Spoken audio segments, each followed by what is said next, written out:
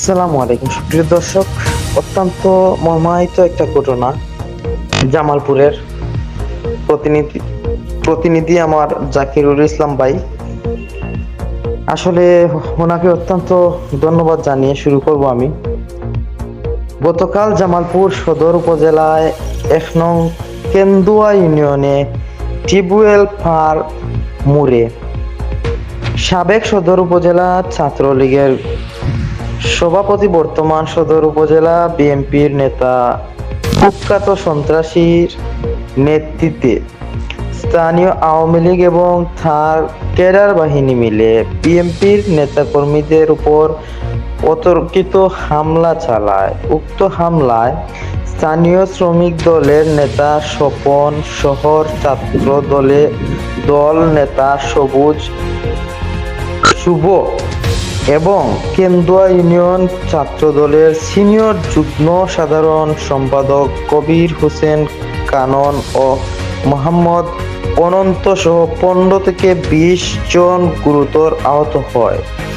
এ সময় টিউবওয়েলে পার মুড়ে দোকানপাট, পিকআপ ভাঙচুর এবং লুটপাট চালায় যাওয়ার পথে আমার এবং আমার বাসায় অতর্কিত হামলা করে লুটপাট চালিয়ে চলে যায় সাবেক ছাত্রলীগ নেতা ও তার সন্ত্রাসী বাহিনী।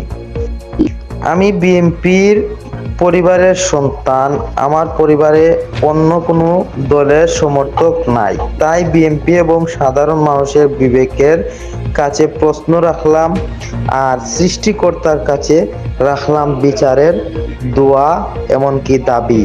জামালপুর থেকে জাকিরুল ইসলামের পাঠানো প্রতিবেদনে দেখুন বিস্তারিত আহমেদ রাহেলের বয়েজে।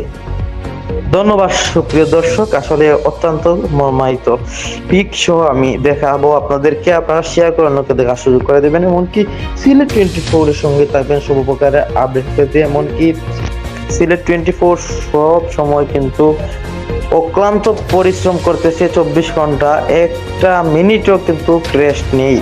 তো সেই ক্ষেত্রে আপনারা অবশ্যই সাপোর্ট করবেন, আপনাদের ভালোবাসা এমনকি আপনাদের দোয়ায় আমি এগিয়ে যেতে পারবো, সিলেট 24 এগিয়ে যেতে পারবে।